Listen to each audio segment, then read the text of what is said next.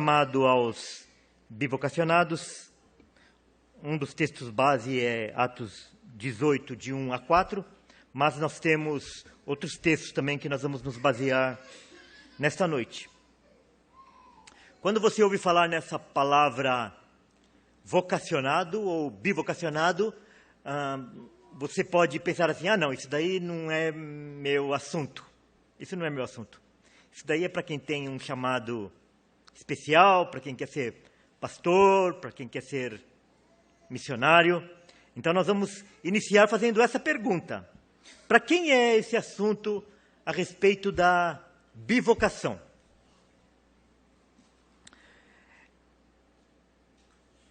Um dos valores mais importantes da reforma protestante é o sacerdócio universal de todos os fiéis, de todos os cristãos.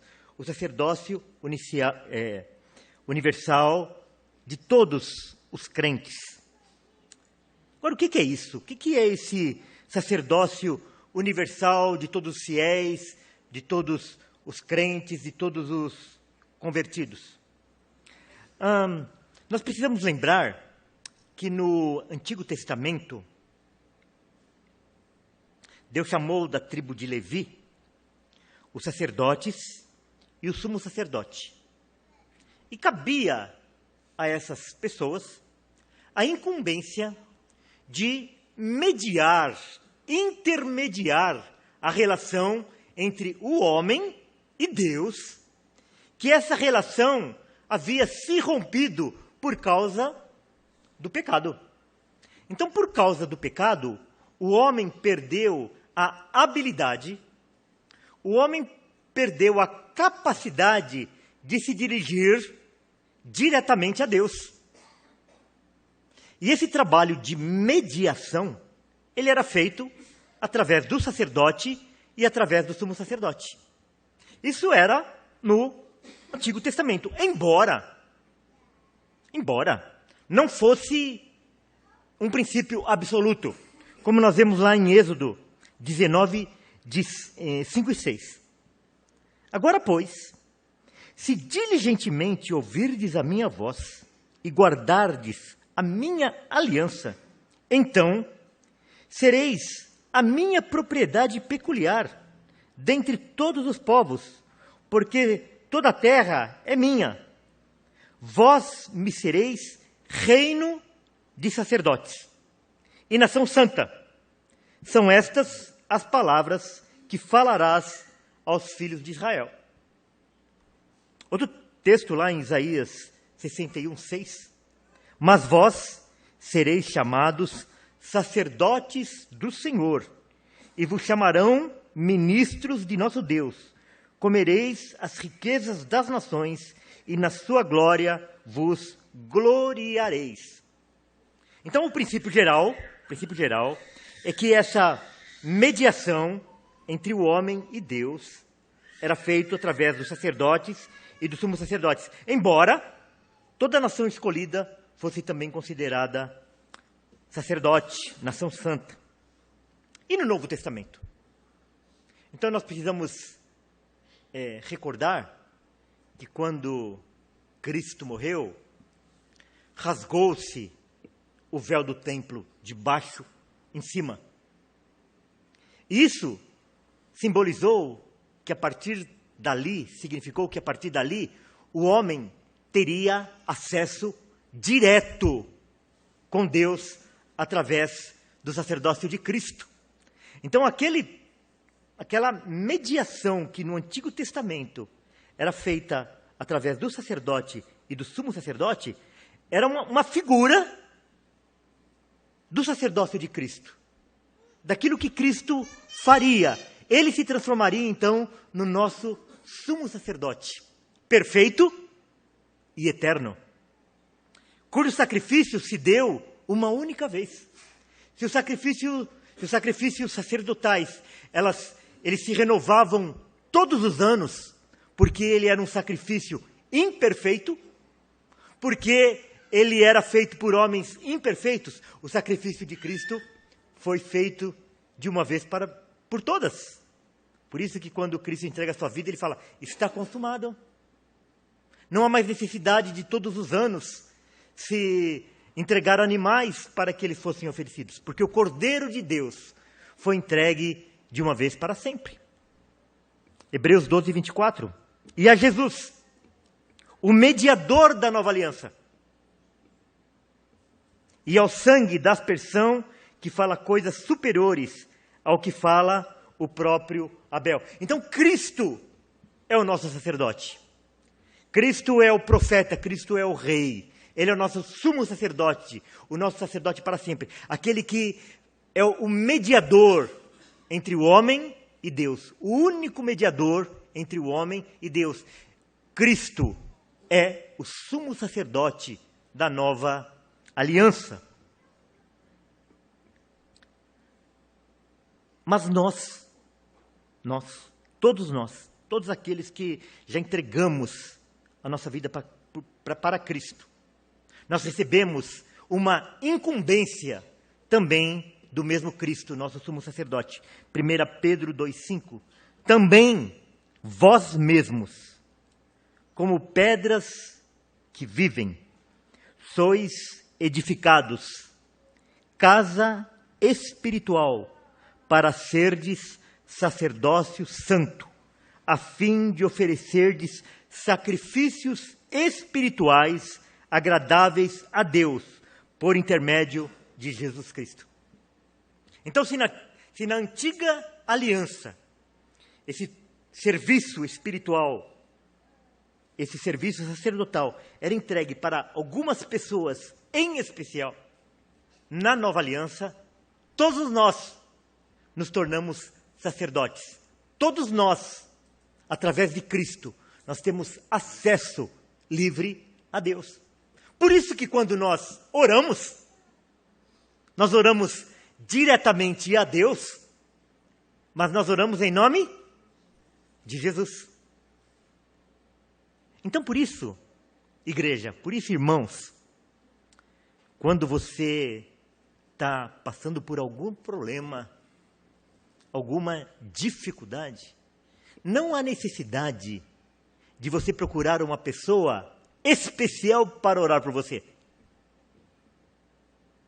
A oração dos ministros da palavra, a oração dos pastores, dos presbíteros e dos diáconos, ela não tem mais poder do que a sua oração.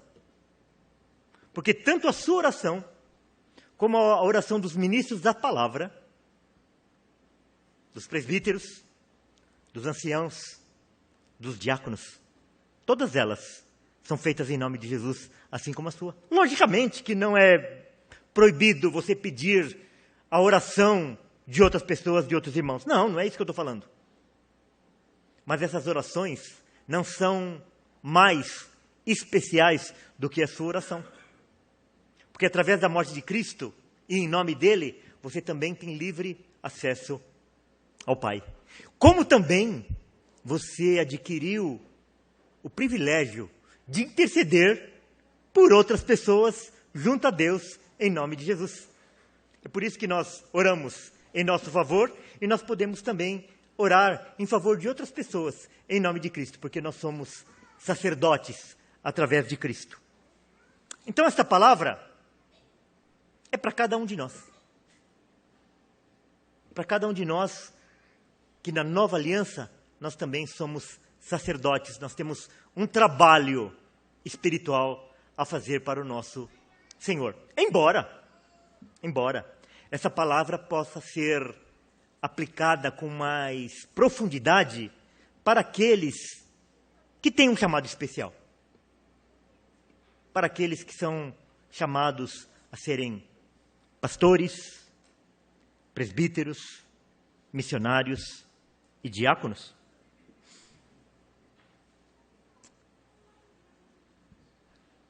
Em 1 Pedro 2,9, reforça.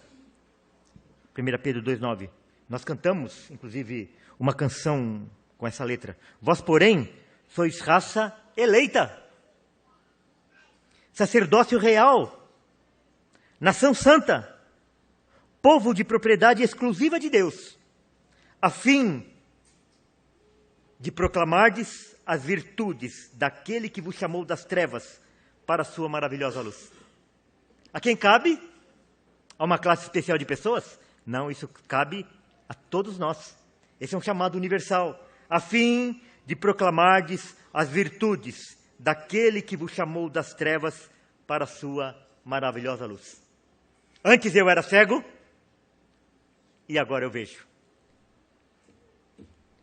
Então vamos ao nosso texto base, Atos 18, de 1 a 4. Depois disto, deixando Paulo Atenas, partiu para Corinto. Lá encontrou certo judeu chamado Áquila, natural do Ponto, recentemente chegado da Itália, com Priscila sua mulher, em vista de ter Cláudio decretado que todos os judeus se retirassem de Roma. Paulo aproximou-se deles e, posto que eram do mesmo ofício, passou a morar com eles e ali trabalhava, pois a profissão deles era de fazer tendas. E todos os sábados discorria na sinagoga, persuadindo tanto judeus como gregos. Então esse texto está nos mostrando claramente o ministério bivocacionado de Paulo, enquanto ele ministrava a palavra na sinagoga e testemunhava a respeito de Cristo, ele ganhava o seu sustento fazendo tendas. Então ele trabalhava, ganhava o seu sustento e também era um ministro da palavra de Deus. Paulo é, sem dúvida, depois de Cristo, o nosso maior exemplo. Tanto que ele fala assim: sede meus imitadores, assim como eu sou imitador de Cristo. Em 1 Coríntios 9, de 1 a 15, ele também fala assim, a igreja lá de Corinto: não sou eu porventura livre? Não sou apóstolo? Quer dizer, eu não convivi com Jesus? Eu não fui comissionado por Jesus? Não sou apóstolo? Não vi Jesus, nosso Senhor? Se não sou apóstolo para outrem, certamente o sou para vós outros. Porque vós sois o selo do meu apostolado no Senhor. Ele está falando assim: vocês conheceram Cristo através do meu ministério. Foi através da minha pregação que vocês conheceram a Cristo. Então, se eu não sou considerado apóstolo por ninguém, mas pelo menos vocês têm a obrigação de me considerar como apóstolo, porque vocês conheceram o Evangelho através da minha pregação. É isso que Paulo está falando para eles. A minha defesa perante os que me interpelam é esta: não temos nós o direito de comer e beber? E também o de fazer-nos acompanhar de uma mulher irmã, como fazem os demais apóstolos e os irmãos do Senhor e de Cefas? O irmão do Senhor e Cefas? Então aqui Paulo já está falando assim: vocês conheceram o Evangelho por meu intermédio?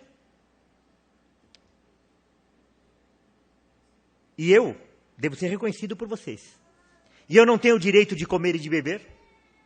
Eu não tenho o direito de constituir uma família e sustentar essa família como fazem os demais apóstolos? São tudo perguntas redundantes, né?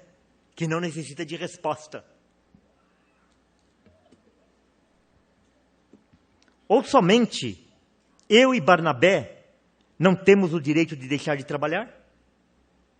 Se você voltar àquele texto de Atos 18, se você continuar a leitura, você vai ver que depois de que Paulo se dedica ao ministério de fazer tendas, com a chegada de Barnabé e de Timóteo, ele abandona o trabalho e ele vai dedicar-se somente à palavra. Então, quando era necessário, Paulo ficava se dedicando apenas à pregação do Evangelho.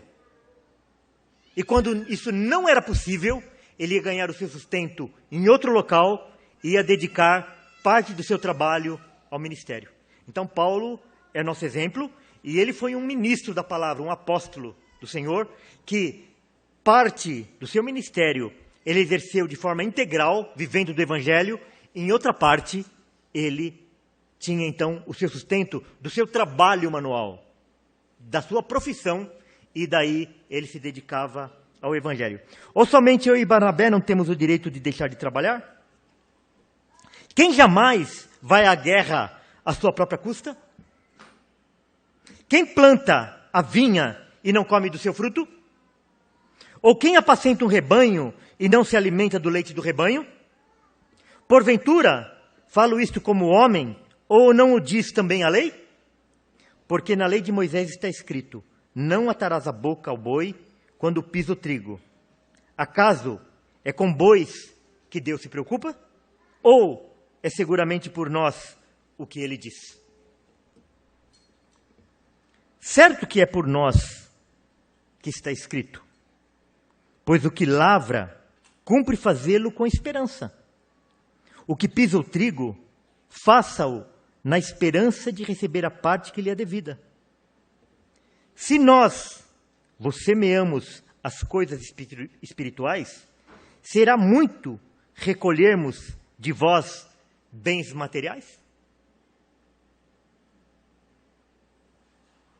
Se outros participam desse direito sobre vós, não o temos nós em maior medida? Você vai ver lá na segunda carta de Paulo aos Coríntios, que nós encerramos no domingo passado, Paulo chamando a atenção deles, que eles estavam sustentando falsos mestres, falsos profetas, dando honra a pessoas que pregavam o falso evangelho, que dividiam a igreja, que pregavam heresias dentro da igreja. E esses homens recebiam e tinham maior honra do que eles que pregavam o evangelho fiel. Entretanto, não usamos desse direito. Ele está falando assim, olha, nós temos o direito de sermos sustentados por vocês, mas nós não usamos desse direito. Antes, suportamos tudo para não criarmos qualquer obstáculo ao evangelho de Cristo. Então não é por causa de dinheiro, não é por causa de sustento, que nós vamos criar obstáculo para o progresso do evangelho de Cristo. Isso é um assunto muito atual. É um assunto muito atual. Em que nós vemos pessoas envolvidas no evangelho apenas para enriquecer. Usam o evangelho como profissão. Usam o evangelho para ter status.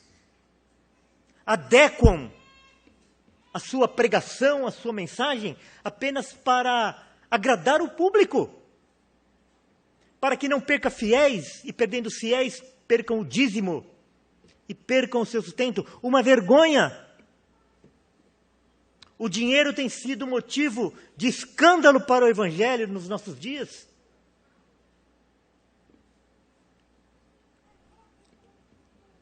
Não sabeis vós que os que prestam serviços sagrados do próprio templo se alimentam? E quem serve ao altar, do altar tira o seu sustento? Então, o ministro do evangelho, viver do evangelho, é um princípio da palavra de Deus. Não é contra isso que nós estamos pregando.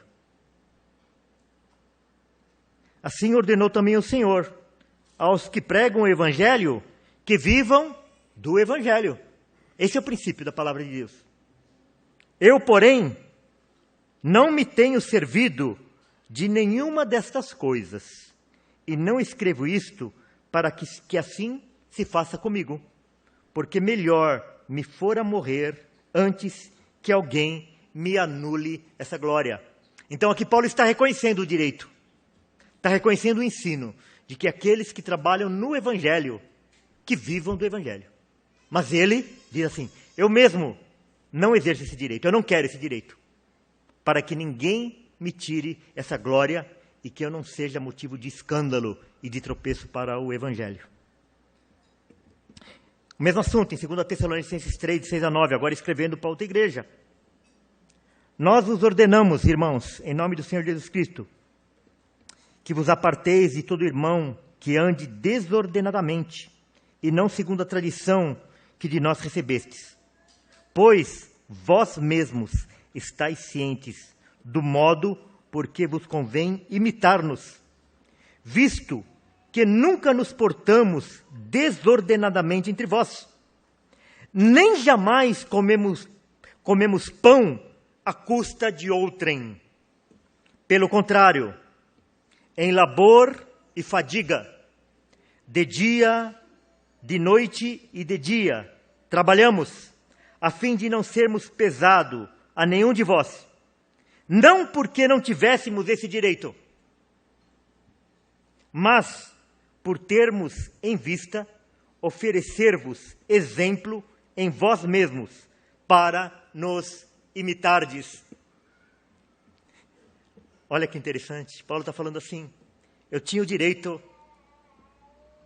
de comer e beber através de vocês, mas eu não quis, eu abri mão disso, para que eu servisse de exemplo, para que vocês me imitassem e se dedicassem ao trabalho da mesma forma.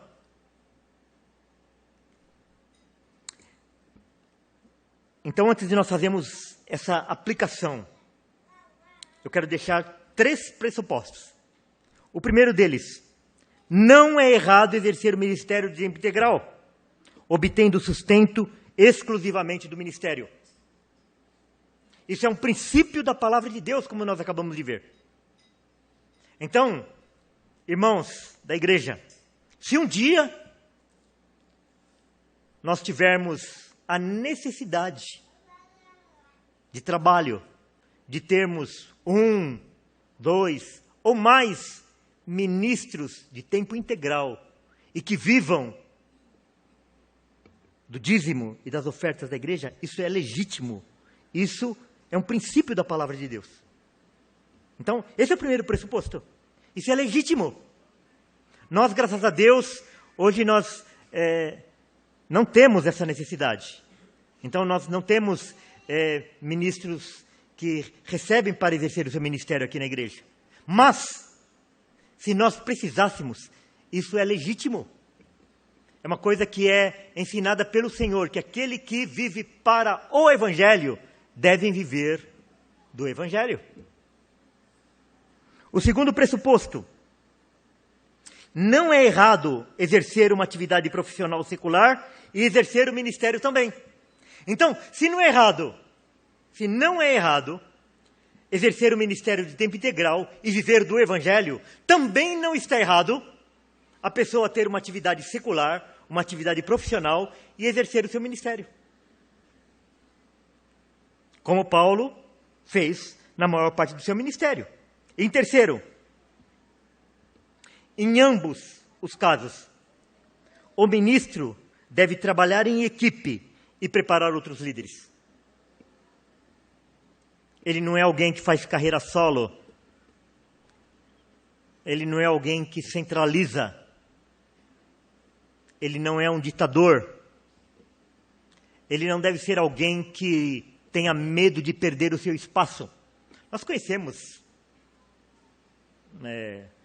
e talvez todos vocês conheçam, de líderes de igreja, que eles não dividem o púlpito com ninguém, porque eles têm medo de que eles sejam ofuscados e eles possam perder o seu espaço, perder a sua liderança, perder o seu pastoreio, e talvez por detrás disso esteja o medo de perder o seu salário.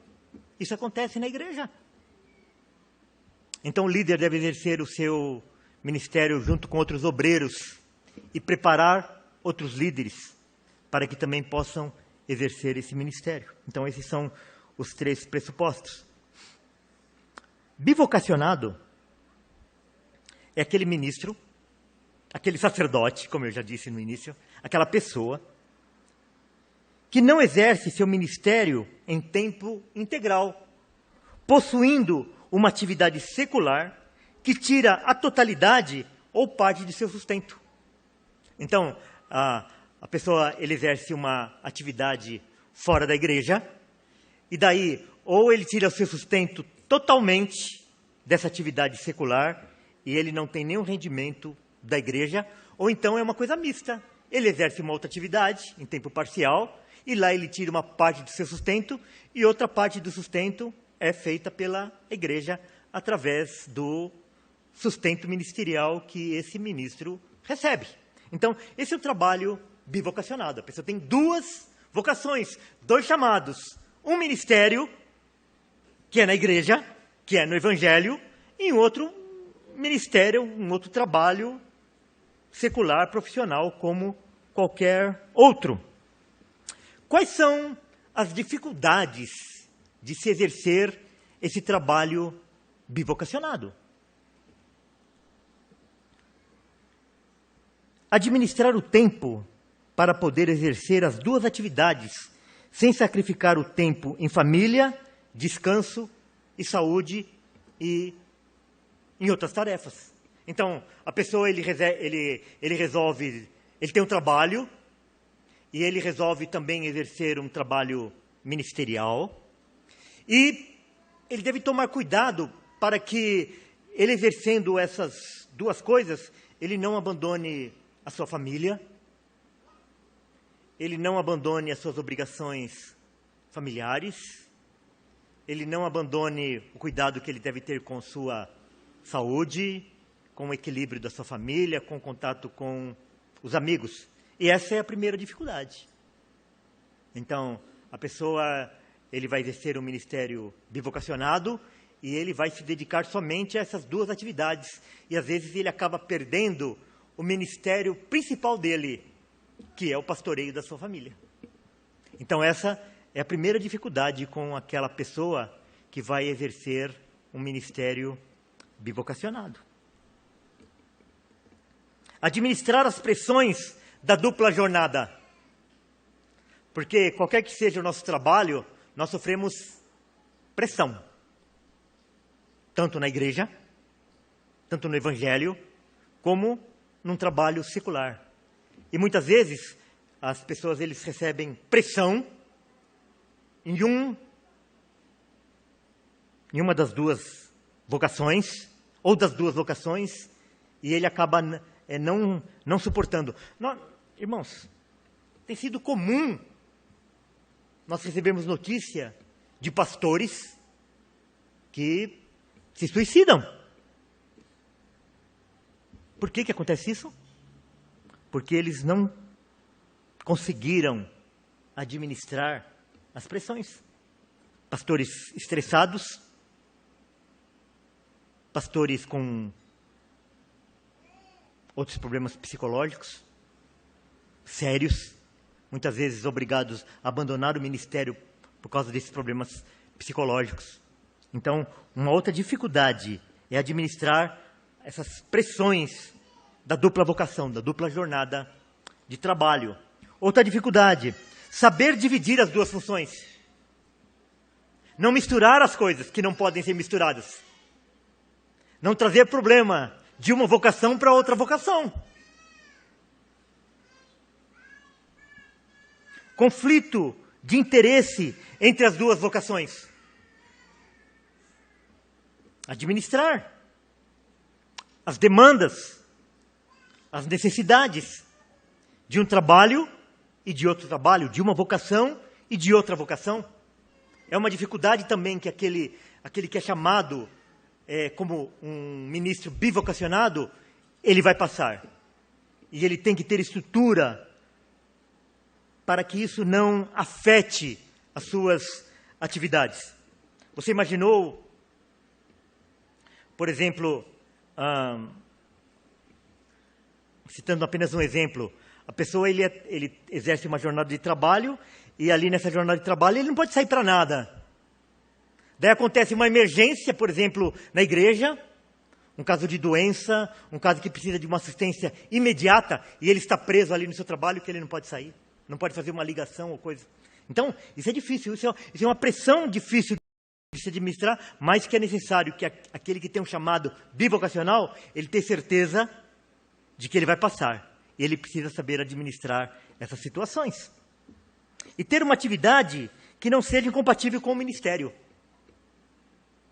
né? Então, tem que ser uma atividade que tenha compatibilidade com o ministério, que não seja incompatível. De finalidade nem vamos falar, né, irmãos? Porque a gente não deve ter uma atividade profissional que seja incompatível com o Evangelho. Bicheiro do jogo do bicho. Só dando aqui um exemplo bem, bem crasso, né? Então, ter uma atividade que não seja incompatível com o ministério. Qual que é atividade que eu posso exercer fora da igreja que vai acrescentar ao meu ministério?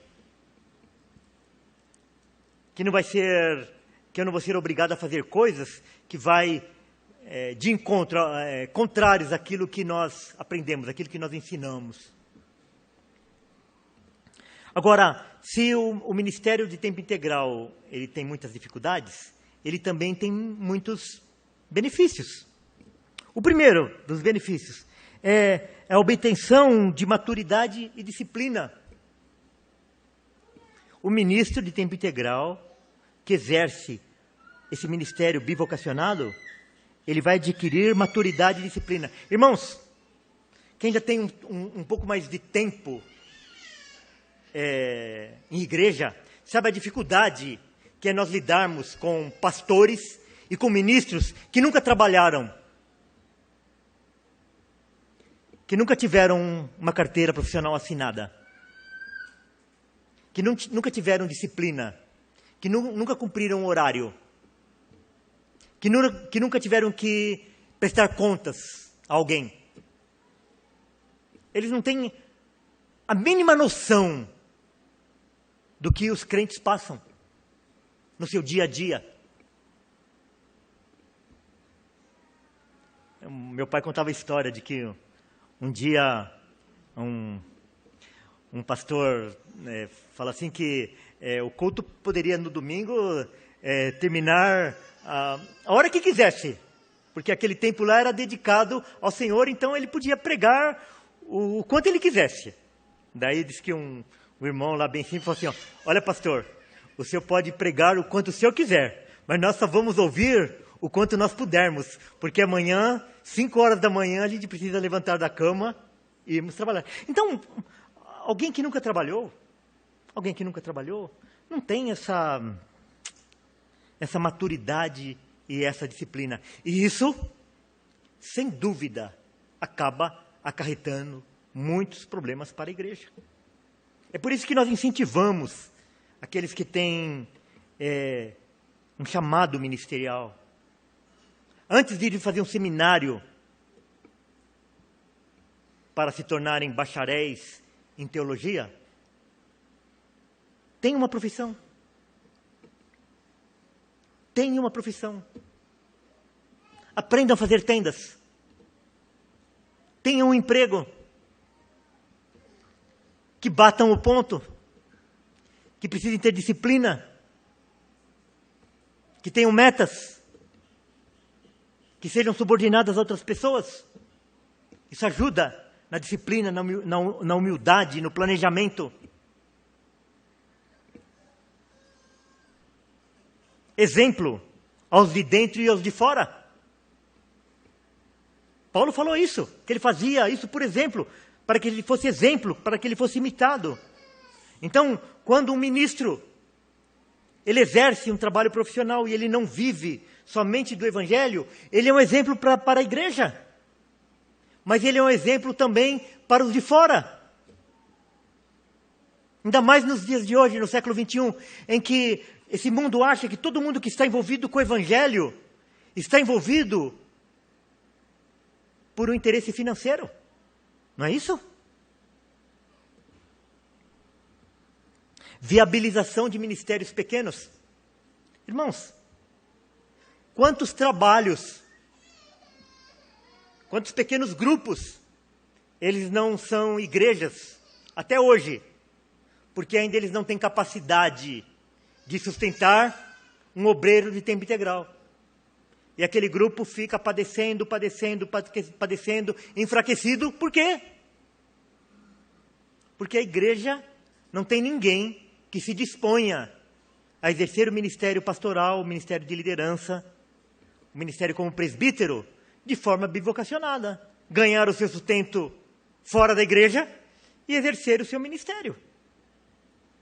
Então, o ministério bivocacionado, ele viabiliza esses ministérios pequenos, pobres, em que as pessoas que participam dessas pequenas comunidades não possuem recursos para sustentar um obreiro de tempo integral. O ministério bivocacionado também, ele dá independência financeira ao ministro. Por que isso é importante? Por que eu citei isso como uma coisa benéfica?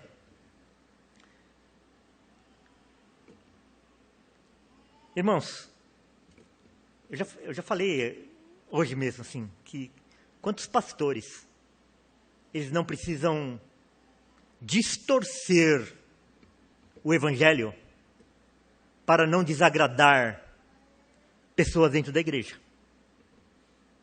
Eles não pregam contra o pecado, não exercem disciplina espiritual, porque vai ofender famílias tradicionais dentro da igreja, pessoas influentes dentro da igreja, pessoas que são importantes para o sustento financeiro da igreja, e aquelas pessoas não podem ser ofendidas, porque elas podem fazer uma campanha para tirar o pastor, ou então elas podem sair e ir para outra igreja, e aí elas levam os dízimos.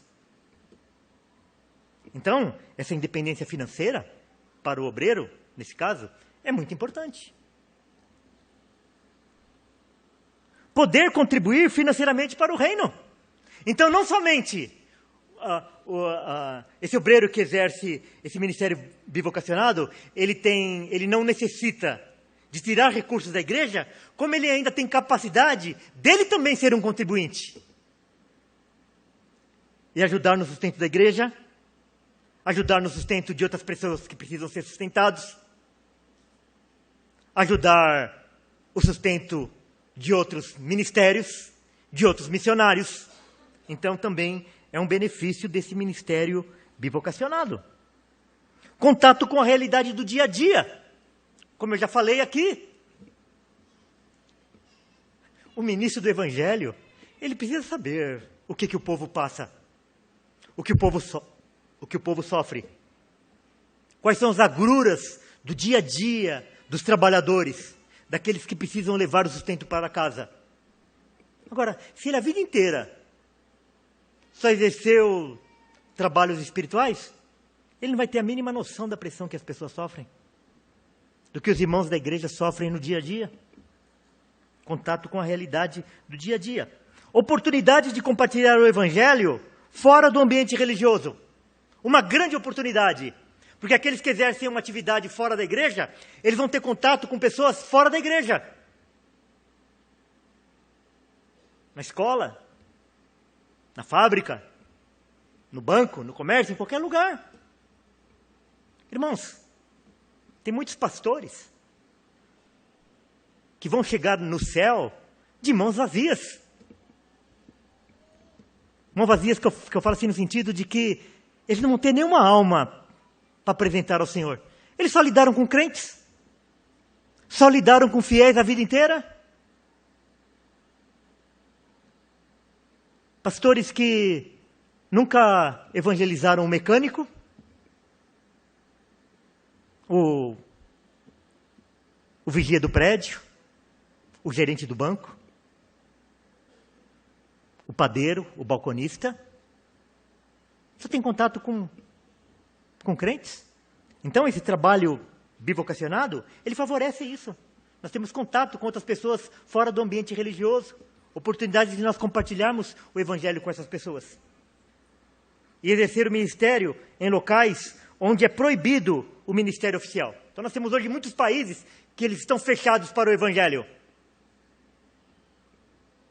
Então, como a fórmula de o evangelho ser propagado nesse local onde é proibido pastores e missionários? Vai para lá, vai exercer uma profissão lá, vai ser médico lá, vai ser dentista, professor, assistente social, ter uma empresa de importação e exportação, ter um comércio, dar emprego para outras pessoas, várias outras atividades. E, paralelamente, exercer o ministério de propagação do Evangelho. Olha que coisa extraordinária, que oportunidade extraordinária. Agora, muitas vezes a pessoa tem um chamado missionário, ele fica esperando igrejas para levantar sustento, fica dependendo, quase que tendo que esmolar para... Porque no Brasil, irmãos, Brasil, a coisa mais difícil que tem é as pessoas serem voluntárias na oferta. Terrível, terrível. Nós vemos outros povos, né? Por exemplo, assim, como os americanos. Os americanos sustentaram o trabalho batista aqui no Brasil durante décadas, porque aqueles irmãos são voluntários. E aqui no Brasil é muito difícil. Nós temos tantas oportunidades de nós levarmos o Evangelho para outros países, e os missionários não vão por falta de sustento. As igrejas muito ensimesmadas, preocupadas apenas consigo mesmas. E os cuidados que nós temos de um ministério bivocacionado. Não ser amador. Então não é porque você exerce um trabalho lá fora que o seu trabalho ao Senhor deve ser feito de qualquer maneira. Não, eu já trabalho a semana inteira, então isso daqui eu vou fazer de qualquer jeito. Não. O Senhor oferece para o teu patrão isso. Não é isso que fala lá no livro de Malaquias? Oferece isso para o seu patrão, para o seu governador, vê se ele vai aceitar. Então, o trabalho não remunerado, ele não deve ser feito amadoristicamente, não deve ser feito de qualquer forma, mas ele deve ser feito com esmero. O melhor deve ser entregue ao Senhor.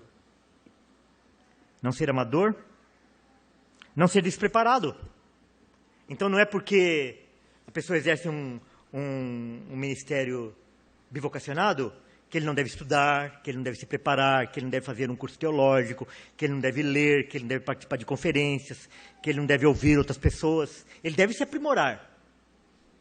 Então, as pessoas que estão recebendo não devem perceber que a diferença entre o ministério de tempo integral e aquele que é bivocacionado. Não, ele faz aquela coisa lá mais ou menos porque ele é bivocacionado, ele tem outra atividade fora daqui. Não deve ser despreparado. Não ser independente. Se o ministério bivocacionado, ele dá independência financeira, mas aquele obreiro que ele ganha o seu sustento fora da igreja, ele não deve ser independente. Ele deve ser subordinado à igreja. Ele deve ser subordinado à liderança da igreja. Como? Se ele fosse remunerado. Ele tem que ter uma atitude de humildade diante disso. Não ser ditador. Porque também é um risco que corre. Se até aqueles que recebem salário, muitas vezes eles se comportam como ditadores, imagina a tentação que tem aquele que não recebe da igreja. Então, não deve ter uma atitude de ditador, sabendo que o trabalho e a igreja é do Senhor. Não ser inconsequente.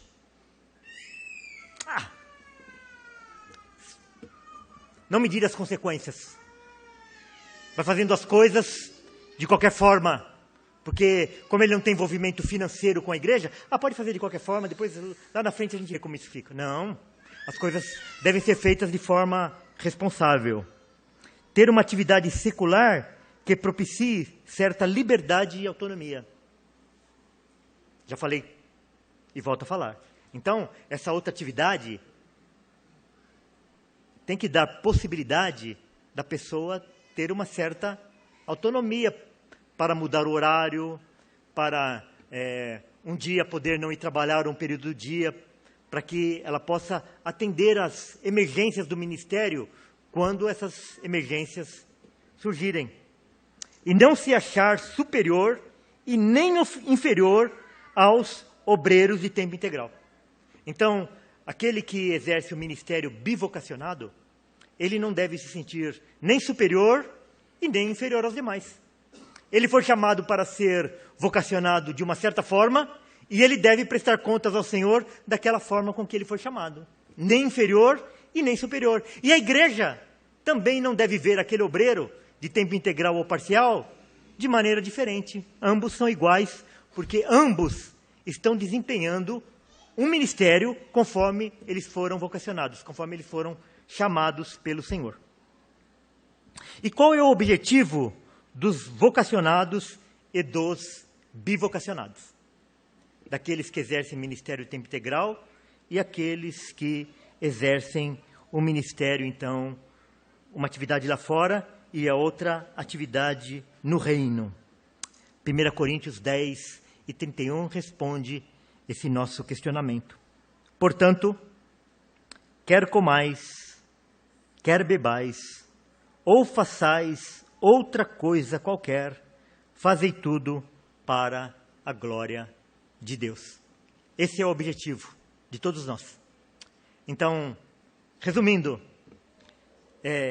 esse trabalho no ministério é para toda a igreja, é para todos os crentes. O sacerdócio universal de todos os crentes. Nós todos temos livre acesso ao Senhor. Nós não dependemos de outra pessoa para nos achegarmos a Deus. Todos nós temos uma vocação dentro da igreja, um chamado na igreja. Nós temos também aquela missão de levarmos o Evangelho para todos os locais. E depois, fazer discípulos de todas as nações. Testemunhar do Evangelho é uma obrigação, é um chamado de todos os crentes. E para aqueles que têm um chamado especial, um chamado para ser pastor, um chamado para ser ministro, que você possa ter discernimento para que você tenha essa sensibilidade de descobrir qual é o seu chamado. Se você é chamado para ser um pastor de tempo integral, que você tenha humildade em viver do Evangelho e que você tenha responsabilidade em viver do Evangelho. Se você tem um ganho fora do Evangelho, que você faça da mesma forma, sabendo que todos os recursos, que toda a capacitação vem do Senhor e que Ele possa ser glorificado, qualquer que seja o modo do nosso serviço. Amém?